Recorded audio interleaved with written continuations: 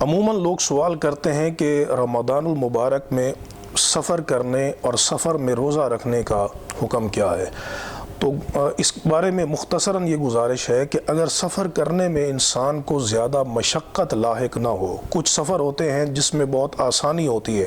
اور روزہ رکھنے میں کوئی زیادہ دشواری نہیں ہوتی، تو پھر قرآن فرماتا ہے وَأَن تَصُومُوا خَيْرٌ لَكُمْ کہ اگر تم روزہ رکھو تو یہ تمہارے لیے بہتر ہے۔ لیکن اس حال میں بھی بندے کو اختیار ہے کہ حدیث پاک میں موجود ہے، نبی کریم علیہ السلام نے فرمایا سم ان شئت وافطر ان شئت، فرمایا تو چاہے روزہ رکھ اور چاہے روزہ چھوڑ دے، یعنی دونوں میں انسان کو اختیار دیا گیا ہے۔ قرآن فرماتا ہے فَمَنْ كَانَ مِنْكُمْ مَرِيضًا أَوْ عَلَى سَفَرٍ فَعِدَّةٌ مِّنْ أَيَّامٍ أُخَرَ، فرمایا جو تم میں مریض ہو یا سفر پر ہو تو پھر دوسرے دنوں سے اس کی قضا کرے۔ تو یہ تو اس صورت میں ہے کہ جب انسان کو زیادہ مشقت لاحق نہ ہو تو اس میں اس کو اختیار ہے، روزہ رکھ بھی سکتا ہے، چھوڑ بھی سکتا ہے۔ چھوڑے گا تو بعد میں قضا کرے گا، اور اگر رکھے گا تو قرآن کہتا ہے وَأَن تَصُومُوا خَيْرٌ لَكُمْ، وہ تمہارے لیے بہتر ہے، چونکہ رمضان المبارک کی جو برکت ہے وہ دوسرے دنوں میں برکت نہیں ہے۔ لیکن اگر انسان کو روزہ رکھنے سے حرج لاحق ہو، اس کو انسان کو روزہ رکھنے سے سفر کی حالت میں بہت زیادہ مشقت لاحق ہو، تو پھر شریعت یہ کہتی ہے کہ تم روزہ نہ رکھو بلکہ دوسرے دنوں میں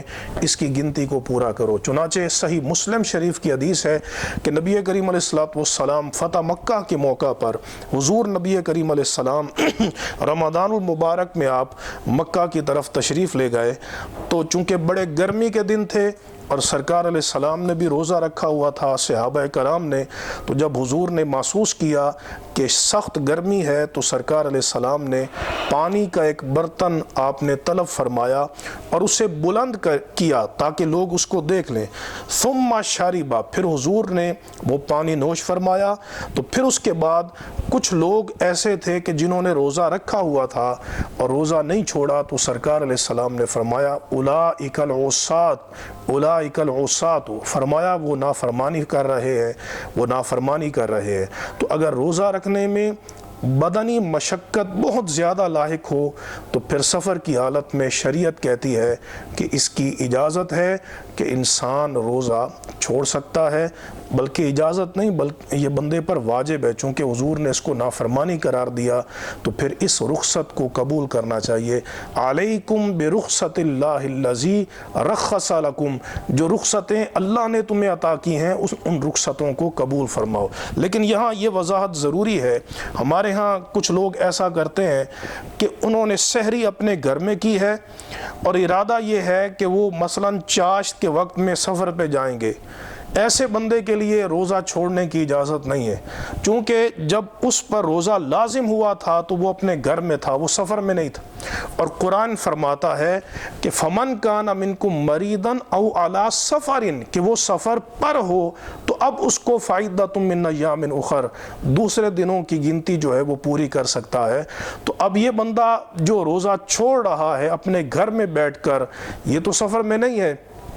یہ تو مقیم ہے، اپنے گھر کے اندر موجود ہے، اور ممکن ہے کہ پھر بعد میں اس کا ارادہ رہ جائے اور وہ سفر نہ کرے، تو پھر ایسی صورت میں اس کو روزہ چھوڑنے کی اجازت نہیں ہے۔ روزہ چھوڑنے کی اجازت اسی کو ہے کہ جو سحری کے وقت میں سفر میں ہوگا۔ اللہ تبارک و تعالی ہم سب کو عمل کی توفیق عطا فرمائے۔ وآخر دعوانا ان الحمد للہ رب العالمین۔